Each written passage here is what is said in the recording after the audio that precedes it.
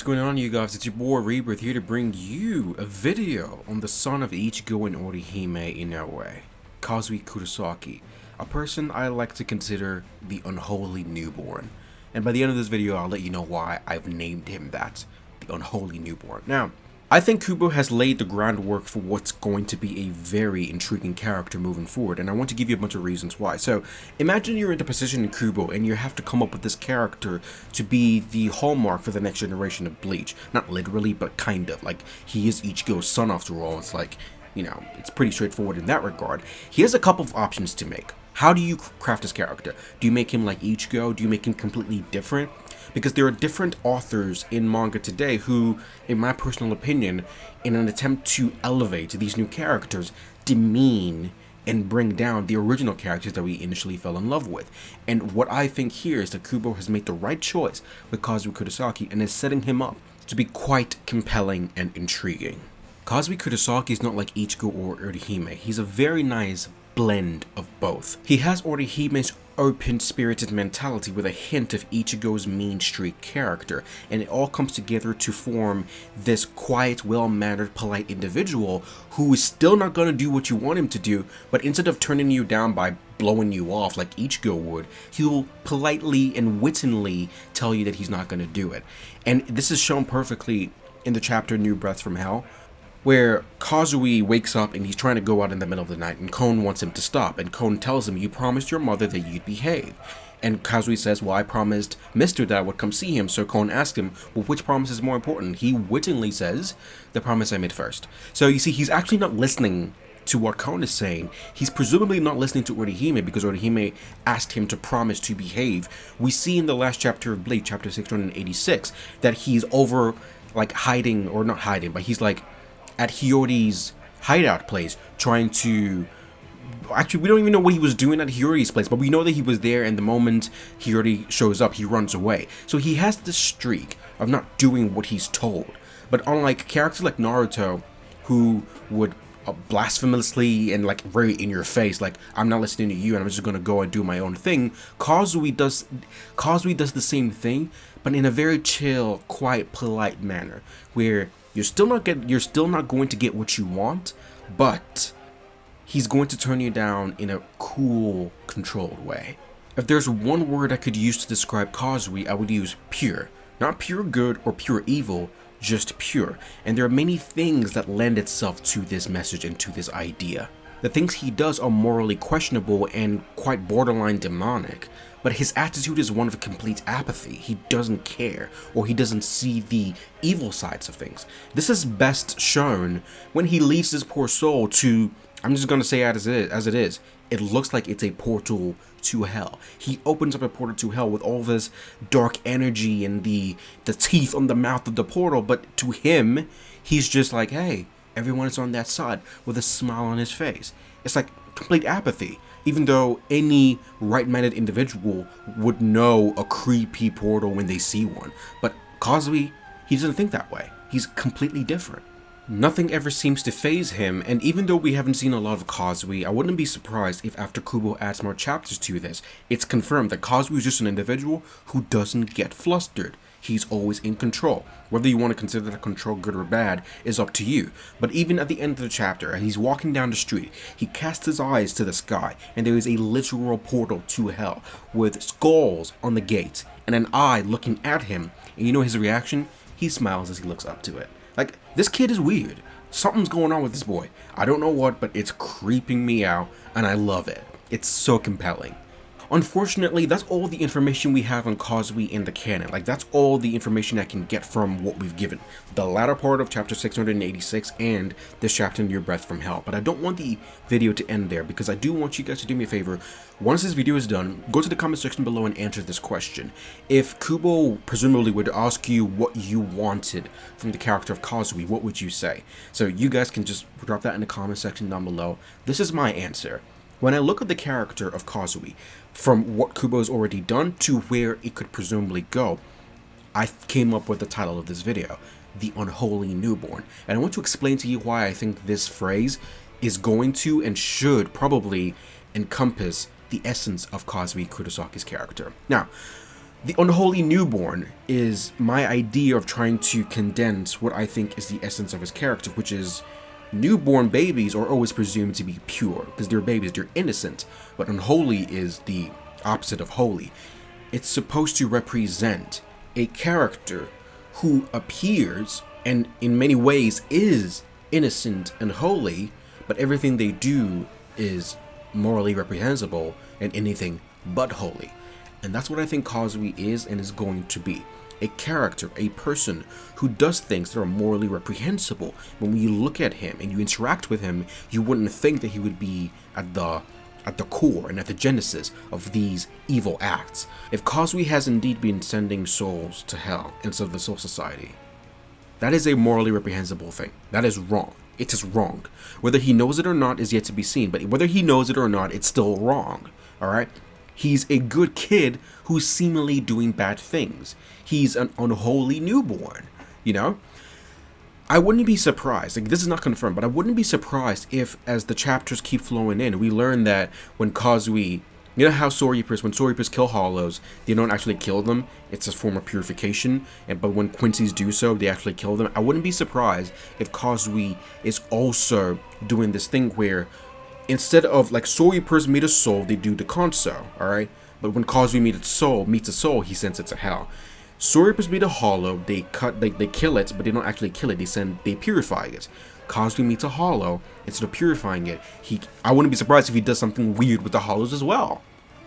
It could turn out that Kazui has an ability to communicate with the people on the other side, because right now, one of the biggest questions we have here is how is he doing the things that he's doing? Whether it's an innate ability he has, we're not sure, but he could have some way to communicate with the dark evils on the other side. Whether they're the reason he does the things he's doing is yet to be seen. We'll have to wait to find that out. But there's one thing that I hope Kubo doesn't do in reference to Kazui's character. Please, and Kubo, please do not have Kazui somehow get abducted into hell for us to have to go and get him. Please don't do that. Do not turn this arc into a rescue arc. I've defended Kubo and I will continue to do so, but if he does this, I will be one of those people calling BS, because there's too many different ways this arc could go, and Kubo's too much of a genius to do this, and so I hope he doesn't do this. I don't think he will, because I think the Rukio Orihime thing, there was a point to it. I'm not going to talk about that here, but there was a point to it. There was a reason for that. Here, there is no reason, so I hope he doesn't do that. So anyway, my wish here for this arc is that on a macro level, I wanted to continue. This arc has to do with Soul Society and its allies trying to figure out how to fix the broken balance due to the imbalance of souls. But on the micro level, I want this to turn into a very genuine, intimate father-son relationship where Ichigo is being forced to come to this realization that his son could be a morally reprehensible individual. Because whenever I think of evil characters, like there are two types of evil characters. Usually this applies to villains, but it could apply to just people in general, where you have those that become evil due to external factors, and you have those that are born evil. Some people are just messed up. Kazui is so pure and he's so innocent that it could very well be that he's one of those individuals who's just born screwed up in the head, like a psychopath, basically. And I want Kubo to go into more detail to flesh out this relationship between Ichigo and his son, and quite frankly, I don't want to say more importantly, but in tandem to this, if Kazui is indeed responsible for some of the bad things that are happening in Soul Society, how is Soul Society going to react? If this was olden day Soul Society, Yamamoto would have said, I want that kid dead, and Ichigo would have had to fight against Soul Society. But the assumption here is that Soul Society has progressed over this time because of Ichigo and because of everything that's happened. That Soul Society is at a progressive point where I don't expect them to do that, but we don't know. What is Shinsui gonna do?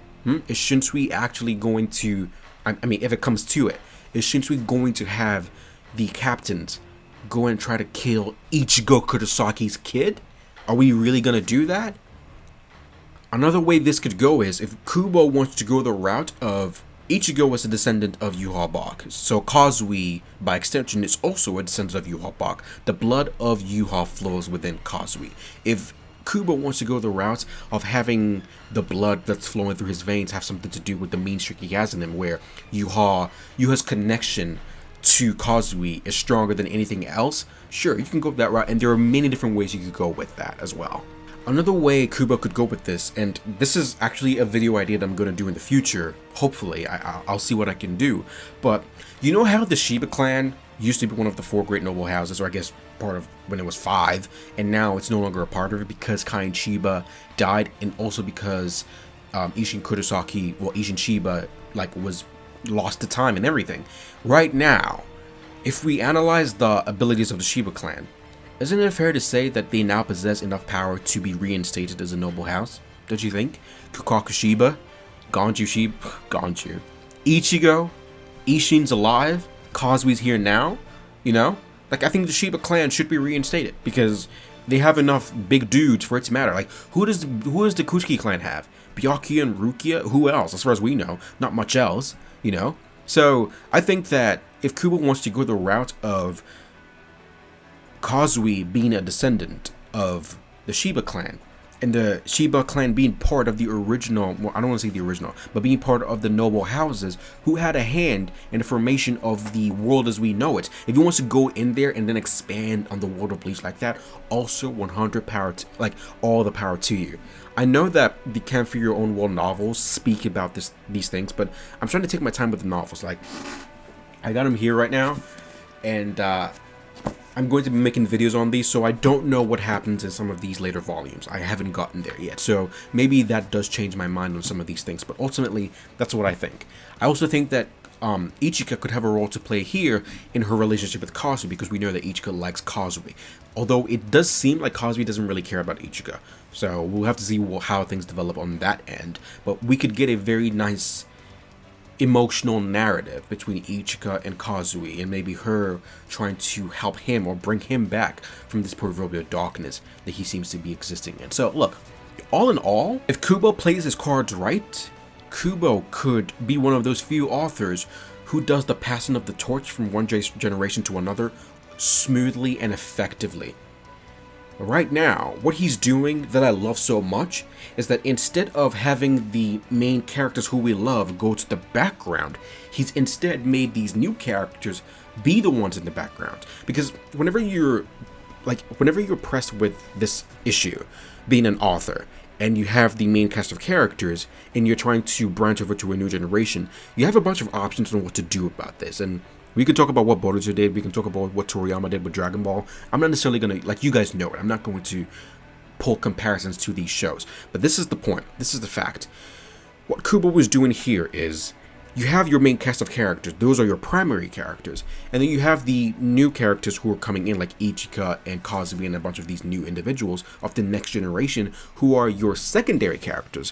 What other shows do, which is the wrong choice, is they make the main cast, who were the former primary characters, downgrade to being the secondary characters, and have the new generation come up to the primary characters. But that's not how it works, because we don't like the new characters enough to want them to be the primary characters. We like our initial cast of characters. So instead, what Kubo is doing here, which is what Toriyama did, which is the right thing to do, is you have your main cast of characters who are your primary characters.